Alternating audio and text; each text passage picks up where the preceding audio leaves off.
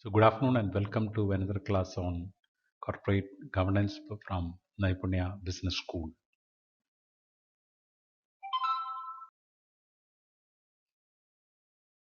So, this is the Corporate Governance University of Calicut, course number BUS 4C22, and for semester 4. And myself, Dr. Jacob PM, Director, Naipunya Business School. As a part of COVID, we are conducting online classes as well as videos also. I hope students would get benefited out of corporate governance videos. Now today I will be looking at syllabus module 3 part 2. Kumaramangalam committee, Narayanamurthy committee, Naresh Chandra committee and J.J. Rani committee on corporate governance, World Bank and corporate governance. In the last class, module 3 part 1, we have seen various committees and acts of outside India, right from Sarbanes-Oxley Act onwards to Greenberry Committee or SEC. So this time we will be looking at corporate governance committees which has happened in India. Kumaramangalam Committee, Narayanamurthy Committee, Naresh Chandra Committee and J.J. Irani Committee on Corporate Governance, World Bank and Corporate Governance. The committees, all these committees have got a lot of importance as far as corporate governance is concerned. Why? Because every committee lay down the foundation for accountability, responsibility, transparency as far as corporations are concerned. And these committee and guidelines, once implemented, have been able to control a large number of scams in India. However, there will be also the more committees in days to come because the change in different types of scams which are happening. So hopefully, let us conclude that these committees would put up a lot of support as far as having a perfect corporate governance in India. Okay, so we start with the different committees. This is the 7th module uh, being shown to you as a part of corporate governance syllabus, and request you to follow the other 6 parts also, and again from here also another 3 more parts, 8, 9 and 10 videos also will be sent to you. So please do subscribe Naipunya Business School YouTube channel also, and definitely there is a lot of learning material available for all of you from our side. So let us start the class. Now, Securities Exchange Board of India. I am sure all of you know SEBI. SEBI is Securities Exchange Board of India, which was constituted as a part of a big scam which has happened in India, which is called as the Harshad Mehta scam. This Harshad Mehta scam and the formation of SEBI has been discussed in the previous modules.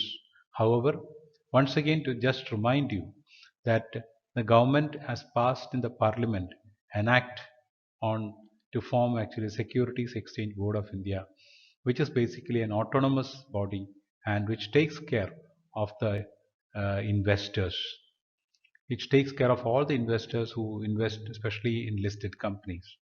And SEBI has been formed because it is based on the requirements of World Bank, where we are members, as well as International Monetary Fund also. And SEBI has taken up a lot of policy guidelines from different committees that has taken place in the world. That is the reason I told you in the last class that the committees, like right from Sarbanes-Oxley to the SEC or even to Cadbury or Mervyn King committee, had a lot of importance as far as SEBI is concerned, because SEBI was actually taking it from various committees which were there abroad. Now, what is the role of a basically SEBI?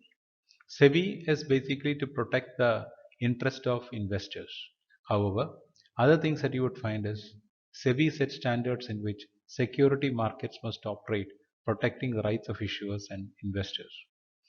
Later, you will study about Sahara scam, in which Sahara the company corporate called as Sahara has taken actually money from the investors in the form of bond, and there was actually a legal tussle between Sahara as well as SEBI also, which ultimately SEBI won. So SEBI usually sets standards how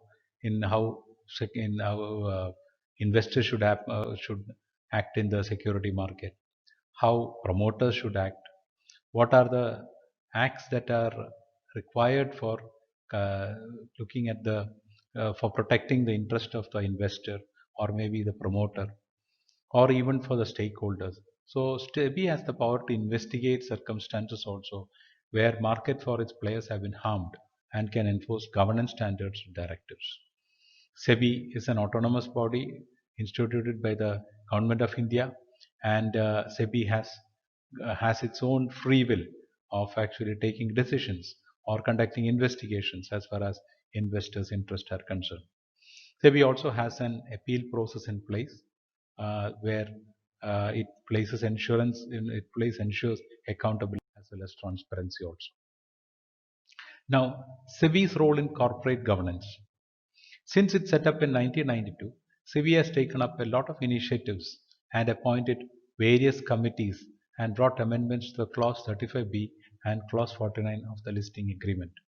This Clause 49 and 35B has been dealt in the previous modules.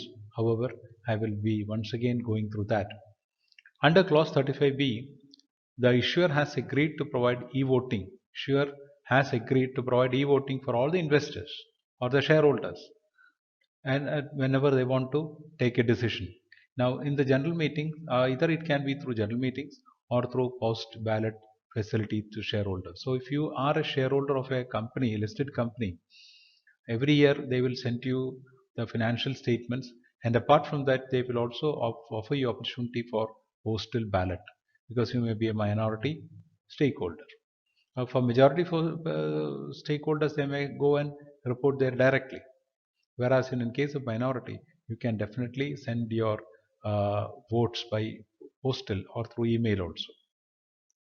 Now, there also SEBI talks about other things like board composition. I'm sure all of you remember that wherever the 50% of the board members are non-executive directors, there should be one director in the board also. Now, 50% of the board members means the chairman is a executive member, and if it is 33 percentage, then the chairman would be a non-executive director or an independent director.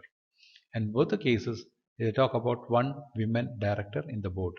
Of course, this has happened recently, and many companies are running around to see that the vacancy of the woman director in the board is fulfilled. Restrictions on independent directors also. Under the revised clause, no person can be an independent director of more than 7 listed companies in India. Now we will look at some of these committees. Kumaramangalam Committee, which was set up in 1999 under Sri Kumaramangalam Birla, member of the SEBI board, to promote and raise the standards of good corporate governance.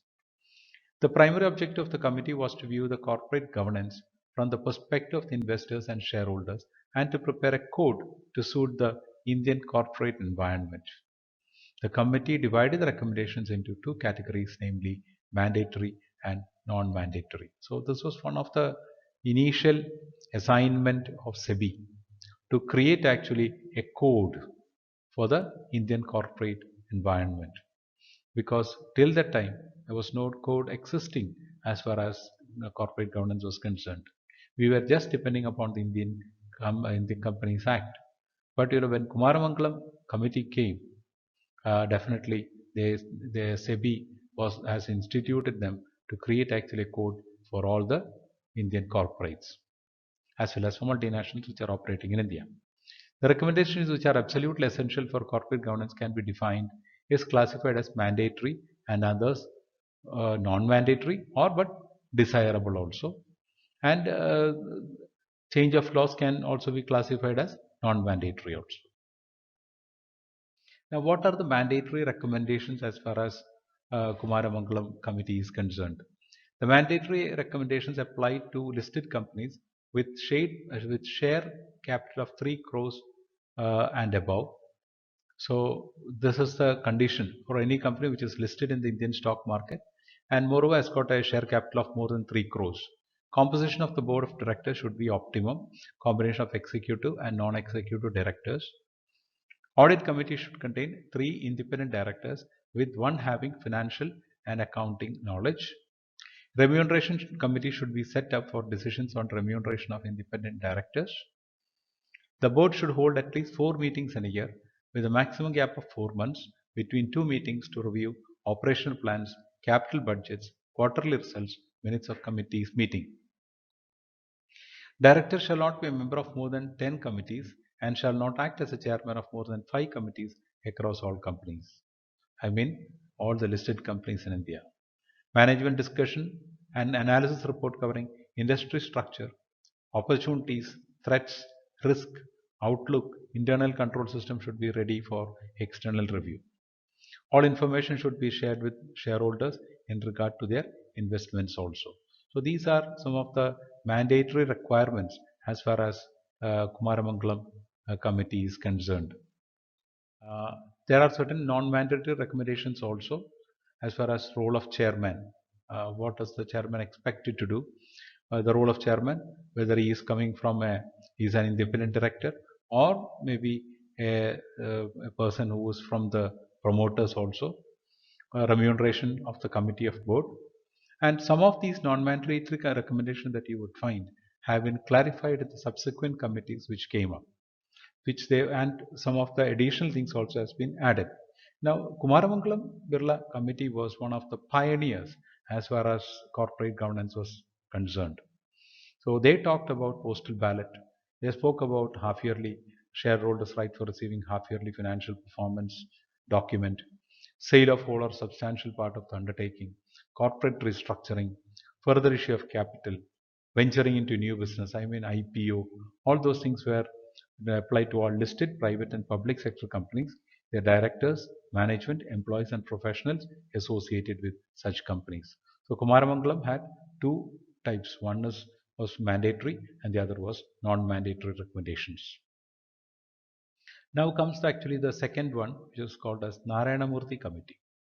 Now when Narayanamurthy Committee came, it was actually more prominent because when Kumaramangalam Birla gave a guideline for all these things, Narayanamurthy Committee put it very straightforward as far as the corporations are concerned. So let us look at all those things. The committee's recommendations are based on the relative importance of fairness, accountability, transparency, ease of implementation, because it was based on actually good governance, verifiability, enforceability, audit related to audit committees, it was audit reports, independent directors, related parties, RPT transactions, risk management, directorships and director compensation, codes of conduct, financial disclosures. The key mandatory recommendations focus on strengthening the responsibilities of the audit committee. So according to that, at least one member should be financially knowledgeable and at least one member should have accounting or related financial management proficiency. So one person should be financially knowledgeable in the sense should have accounting. He should be good at accounting and the other person should be good at financial management. There are totally 3 people in the audit committee. So Kumaramangalam Birla was talking about 3 members when it came to Narayana and having knowledge of finance. But Narayanamurthy committee said people should out of those 3 people also, one person should be good in accounts and the other person should be good in financial management. Quality of financial disclosures. Improving the quality of financial disclosures, including those related to related party transactions. Now what is related party transactions? Related party transactions are actually the transactions made by the company towards an associate company or its own group. There have been various issues involved with the related party transactions, especially in the case of Satyam, where Satyam was actually transferring the profits, inflated profits that they show that they were transferring into another company called as Mitas. Mitas is actually the reverse of Satyam. If you can write the reverse of Satyam, it is called as Mitas. And it was transferring these benefits to Mitas, which was not a listed company.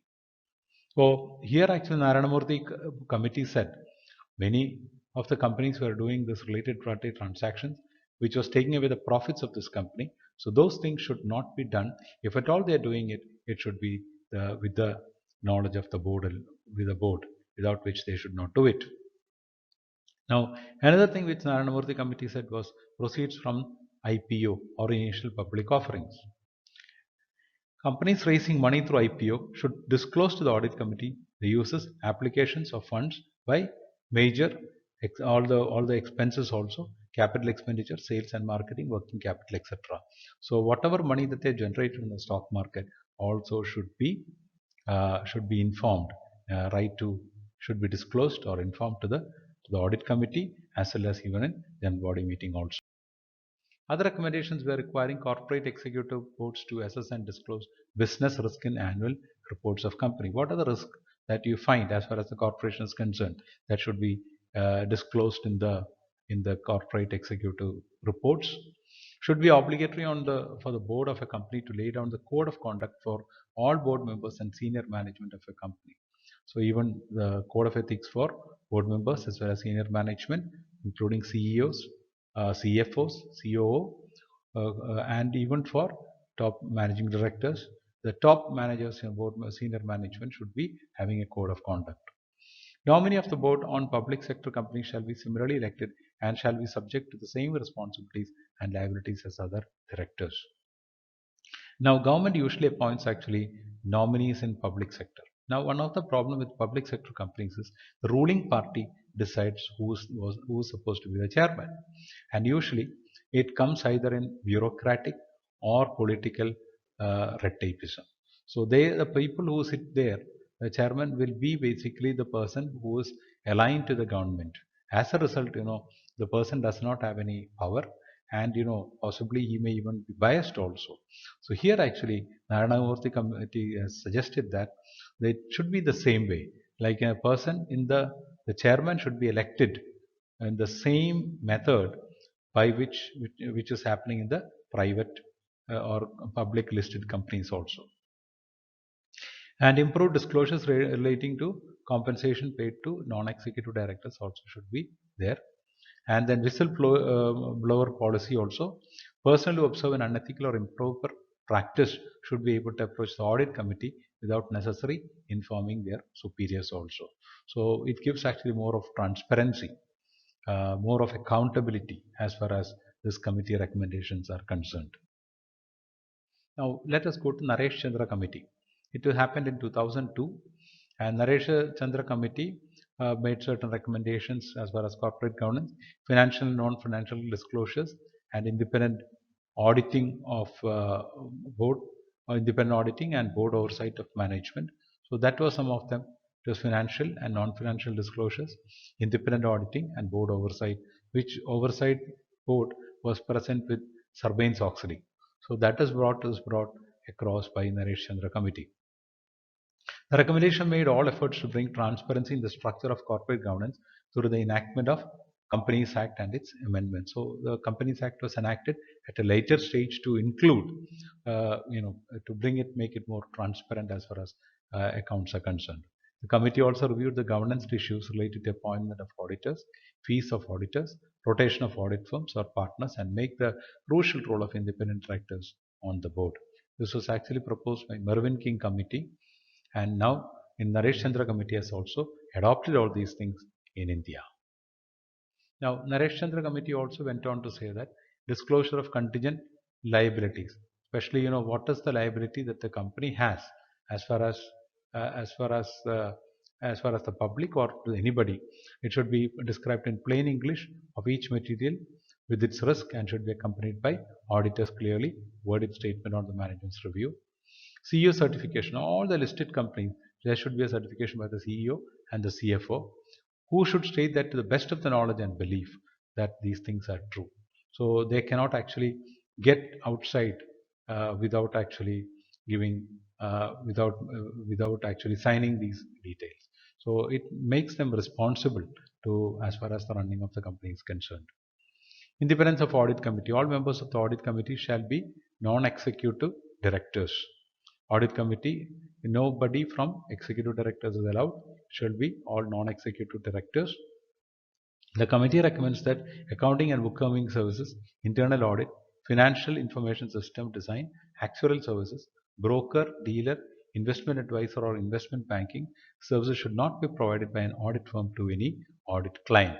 So they should not also similarly give these type of support like some work like financial information systems design, actuarial, because they have to remain unbiased, they have to remain independent. So they should not be having any services as far as the company is concerned. Now, the same was raised by Mervyn King also, saying that audit firms should keep away from the company in any mode. In the sense, they should not be partners, they should not advise them, they should not get any other, they should not collect money from any other services other than auditing. So that makes them to be very independent. Partners and at least 50% of the engagement team responsible for audit of either a listed company should be rotated every 5 years. So there should be a rotation also as far as audit is concerned. Audit committee of the board shall be the first point of reference regarding the appointment of auditor. So audit committee inside the board of directors should be the people who will appoint basically the auditors. There should be established 3 independent quality review boards: QRB, that is ICI, ICSI, and ICWA to periodically examine and review the quality of audit, secretarial and cost accounting firms, and pass judgment and comments on the quality and sufficiency of these systems, infrastructure, and practices. So they talk about even audits also, even auditing also. ICI, ICSI, ICWA should periodically examine basically the quality of the audit. Percentage of independent directors: not less than 50% of the board directors of any listed company as well as unlisted public limited companies with a paid up share of more than 10 crore above, turnover of up to 50 crores and above should consist of independent directors. Earlier it was 3 crores, then now the limit has been extended up to 10 crores or turnover of up to 50 crores also. Now here actually they have made it very clear. It's not that 1/3, it is 50%. Earlier, 50% was limited only to the chairman, who was also a promoter. But now it says that everyone, every company, not less than 50% of the board directors should be independent directors. Percentage of independent directors: not less than 50% of the directors at any listed company, as I have already told you. Then disclosure on duration of board meetings. The minutes of the board meeting and audit committee meetings must disclose the timing and duration of each such meeting, in addition to the date and members in attendance. Remuneration of non-executive directors. The statutory limit on sitting fees should be reviewed periodically, and although ideally it should be a matter to be resolved between the management and the shareholder. Now, director of the company. FA should encourage institution of prominence, including the proposed Center for Corporate Excellence, to have regular training programs for independent directors. Directors should also be trained on the type of questions that they need to ask, so that they will be able to do a justice as far as in that position is concerned. A corporate serious fraud office, CSFO, should be set up in the Department of Company Affairs with specialists included on the basis of transfer, reputation, and on special contracts also. So corporate serious fraud office also should be set up. J.J. Irani Committee on Corporate Governance. Now this has happened in 2004 under the chairmanship of J.J. Irani, then director of Tata Sons, and to make recommendations on company law, and he has made certain recommendations on the committee. Responses received from various stakeholders on the concept paper. Issues arising from the version of Companies Act 1956, and bring about compactness by reducing the size of the act and removing redundant provisions. So this man, J.J. Irani committee, brought in actually changes as far as stakeholders or maybe issues in the Companies Act, and bring about compactness by reducing the size of the act and reducing unwanted provisions also. The J.J. Irani Committee also offered in enabling easy and unambiguous interpretation by recasting the provisions of the law, providing greater flexibility in rulemaking to enable timely response to ever-evolving business models, protecting the interest of stakeholders and investors, including small investors, and suggestions that to develop the company law in India to go far in laying a sound base for Indian corporate growth in the coming years. So you would find that these two, Kumaramangalam as well as Narayanamurthy, laid basically the foundation of a corporate governance in India. However, the other problems associated with that has been reduced by J.J. Rani committee also. Now we will look at what is the role of World Bank.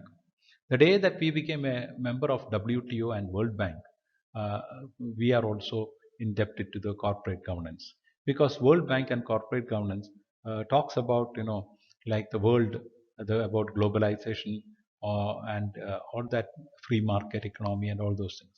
So here actually the corporate governance is being instituted by the World Bank through some of its organizations also. One of the organizations that we have been studying from the beginning is basically Organization for Economic Cooperation and Development, called as OECD, which has laid actually a lot of policies and guidelines as far as corporations are concerned. Now, why did it come into extent? One, as we have already told you, with the advent of WTO and WTO as well as World Bank, we are guided by certain rules and regulations towards multinationals operating in this country. Now, we cannot be actually one sided. So, generally, we need to become actually, we need to accept the policies or what is existing in the world over. And India also has to be a part of it, because we have allowed for FDI. Okay, foreign direct investment has already come, and this FDI, once it has come, we need to have practices which are according to the practices which are followed elsewhere in the world also. So for that, we have corporate governance guidelines uh, uh, which are being given by OECD and Financial Stability Board, as well as the Basel Committee on Banking Supervision also. So now World Bank, WTO, and corporate governance has become an integral part of the Indian corporate governance system also. And this looks at actually improving the corporate governance in emerging market countries by providing technical assistance through leadership, support to programs, lending investment operations, and through global engagement. So, whichever World Bank, when it wants to support actually our initiatives, they are very pretty clear that the corporate governance of this country follows norms which are followed everywhere in the world. So World Bank has got a lot of role as far as corporate governance is concerned, and OECD as well as the four P's of corporate governance are all the guidelines of World Bank and WTO and OECD. Now, what are the things that World Bank and corporate governance recommend? One are the focus areas they have: developing the legal and regulatory foundation for corporate governance of listed and unlisted companies. So the country, as far as India is concerned, it has to follow the legal and regulatory foundation. We know very well that there are several regulatory bodies also as far as India is concerned, right from SEBI onwards. So that is one of the things that is so initiate. So even SEBI was basically an initiative of World Bank. So that is one regulatory foundation has to be there.